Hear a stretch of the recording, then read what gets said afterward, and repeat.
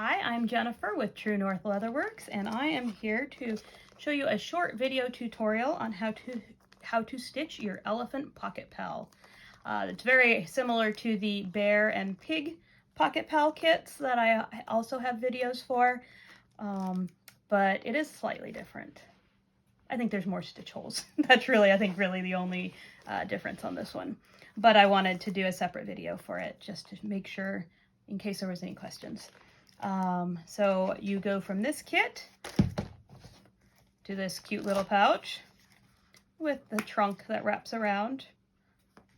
How cute is that?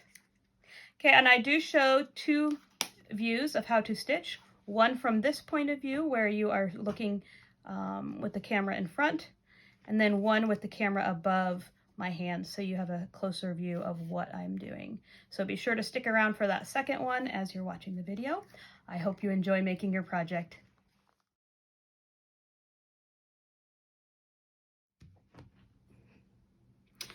When you get your Pocket Pal kit, this is the elephant one. We're going to remove our leather. You have your needle with a little bit of washi tape on it so it doesn't get lost. We'll just pull that off. We don't need that anymore. And then we've got two pieces of pre-cut thread, and we'll use one for one side and one for the other side, so we'll make sure to save those. The first thing that we want to do is to thread our needle, and we do that by just poking the waxed thread through the eye. It's a nice big eye, so it shouldn't be too difficult to do. And then we're going to lock the thread onto the needle so that we don't lose it. We do that by poking the needle through the thread. This does require a steady hand. You're going to poke it through the thread once, then you're actually going to do it one more time. There you go. And then we're going to pull the thread down the needle, and there we go, we're locked on. Okay, once you have your needle threaded, we are ready to start. If you look at the pre-punched holes, you'll see that there's a line of them, and then there's a gap, and that's going to be where we fold it, and then there's another line of holes.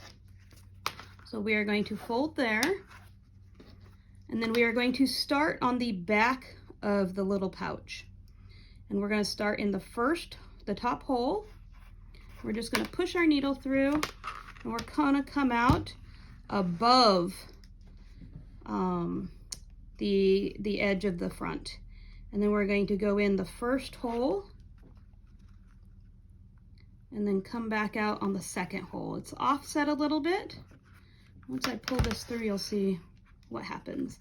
So it just gives a nice secure stitch to that top edge. And then we are just going to go in and out, down the line of holes. Sometimes you need to wiggle the needle a little bit to get it through the hole. I did provide needles that are a little bit on the bigger side just because they're easier to hold, but it does make them a little bit harder to go through the holes. If you need to, feel free to grab a pair of pliers and use that to help pull the needle through.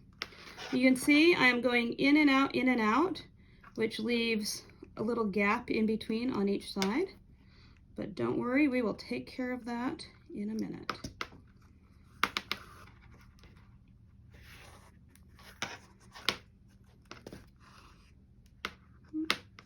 Now, as you're stitching, you do want to make sure that you are pulling the thread fairly tight.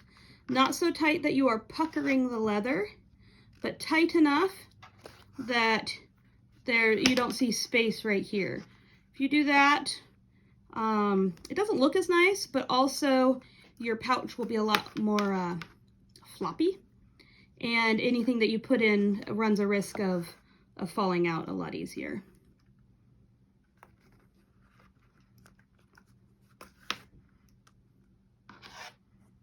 Oops. You want to make sure that you're going through both layers of leather and that you're not coming out between like this, because then you're having to cross the leather. So you just want to make sure that you're getting through both layers for a nice even look.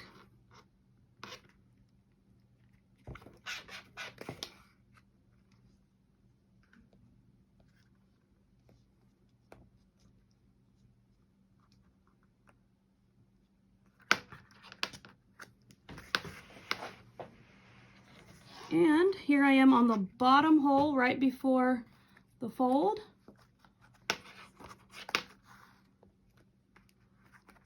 Okay, so you can see that it's nice and evenly stitched. Now we are just going to work our way back up and fill in those spaces. So we'll turn around. We came out that hole, and now we're going to go in this one and out the other side. Now there are lots of ways of stitching leather. I'm just showing you this one way, just because this is easy to do, requires only one needle. A lot of hand-stitched leather goods are actually stitched with 2 needles, but then you really want a stitching pony to hold your whatever you're sewing, and it requires a little bit more practice to do that. And since this is just a beginner project, we're just doing it with 1 needle. Okay, so you can see that I am filling in the spaces so that we have a nice solid line of stitching.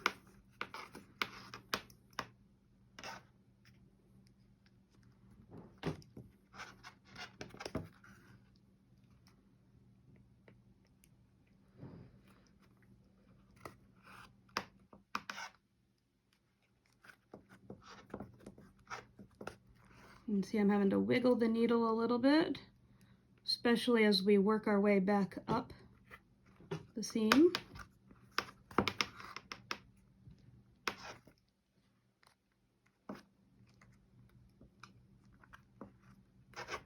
This is where you might want to maybe grab a pair of pliers, or just use a little patience and just wiggle a little bit longer. Maybe grab a parent to help with that. Just depends.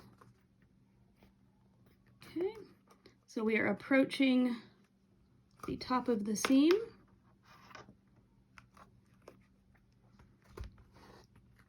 Okay, so here you can see I've just got the one spot left that hasn't been filled in.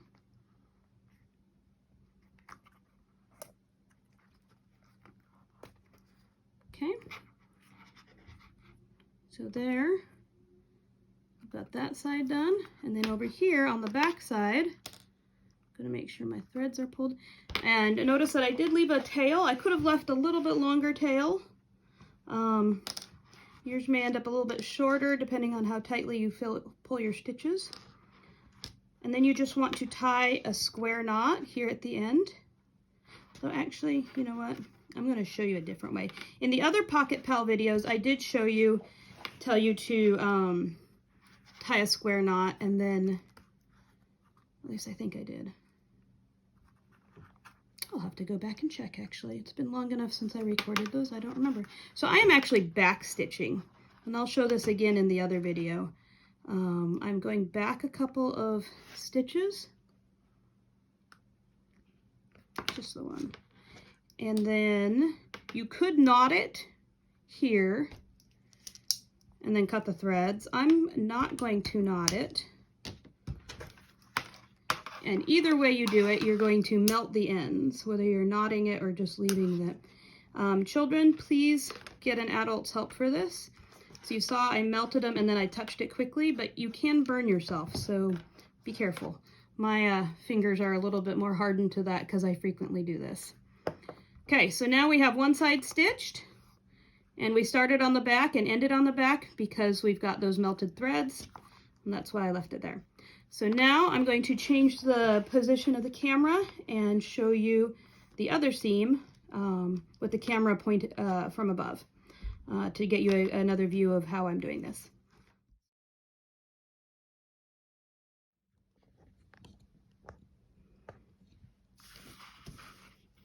Okay, so we are now ready to So we just finished this seam and I changed the camera position. Now we are going to sew this side.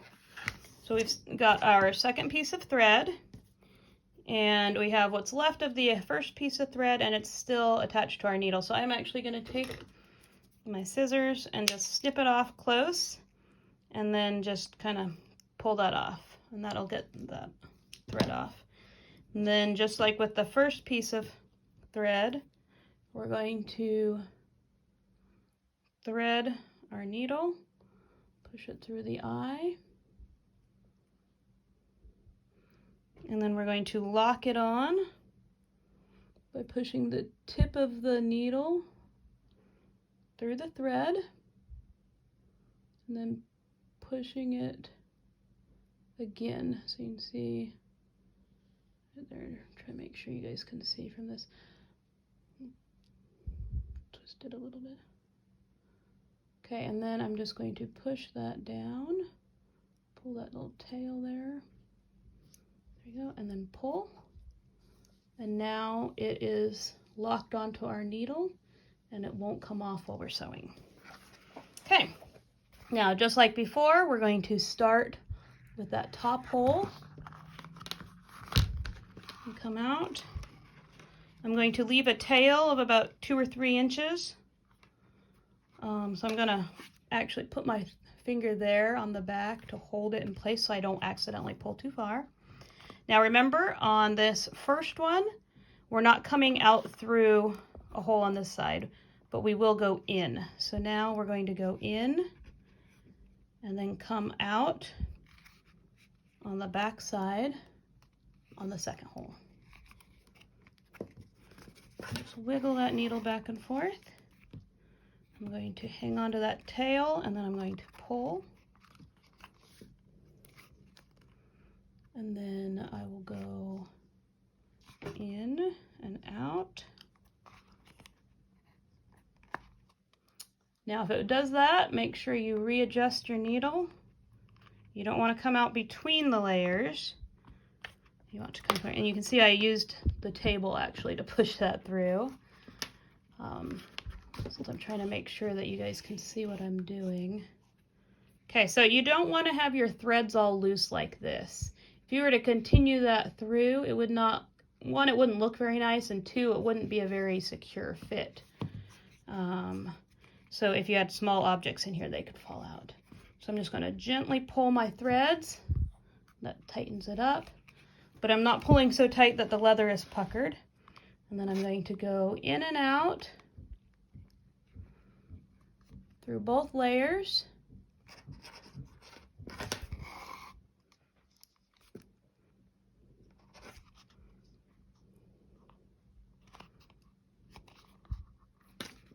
Let's see.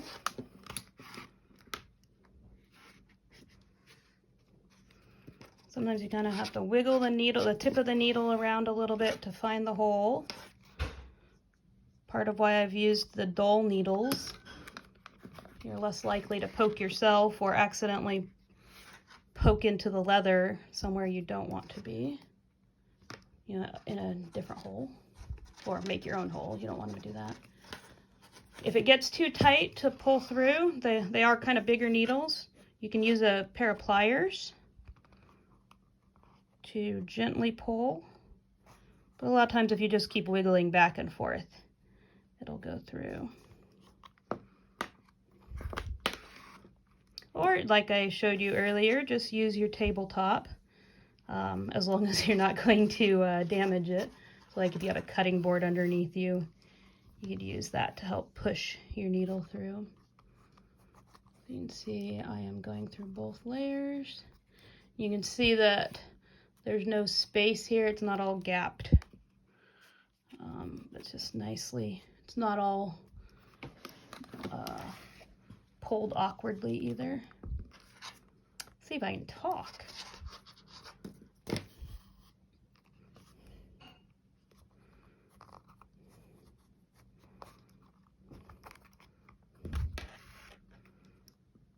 Okay, just a few more stitches.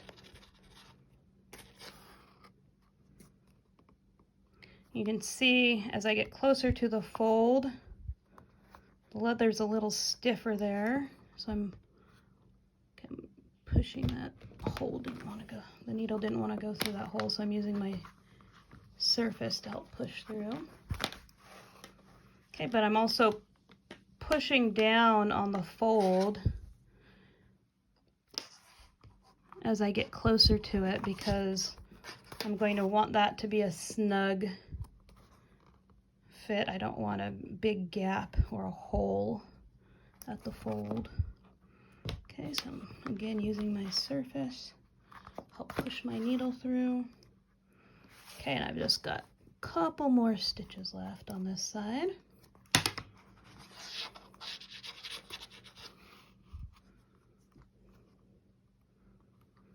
Okay, so this is the last hole.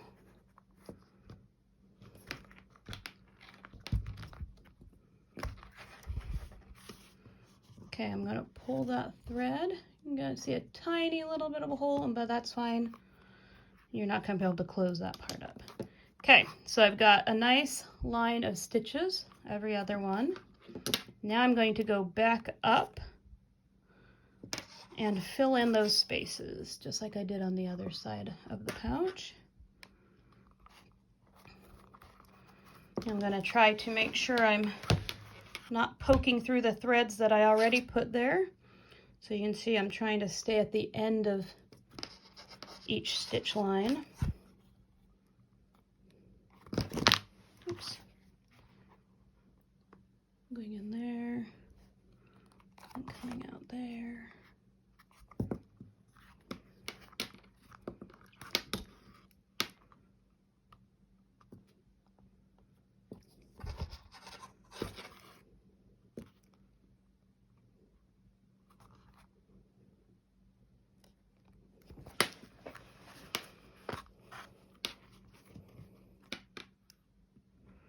Okay, as you go down the line of stitching, you want to make sure you're having it nice and snug then, because as you work your way back up, if it's not snug, it's really hard to fix that when you're stitching back over it.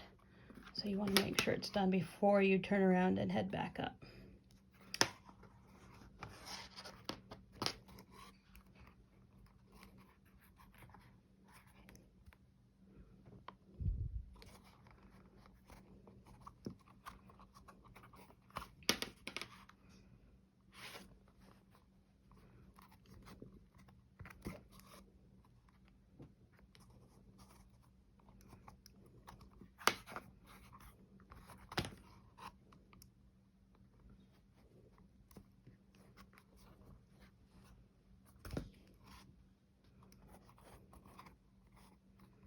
Okay, so I'm just about there.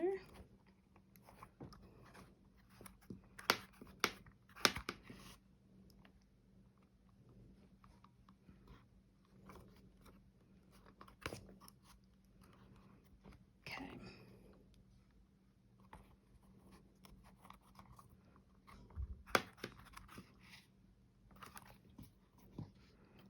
Now as I get to that top, I'm going to pull my tail, make sure everything's snug. Make sure I get through both layers.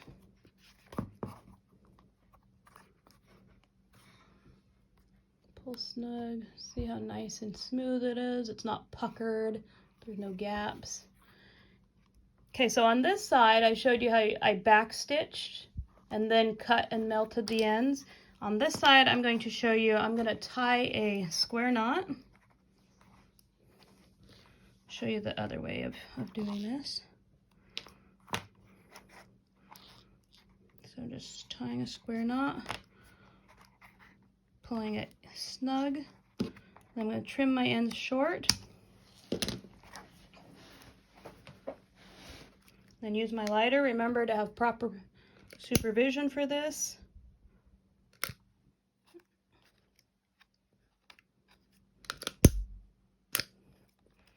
And be very careful so you don't burn yourself.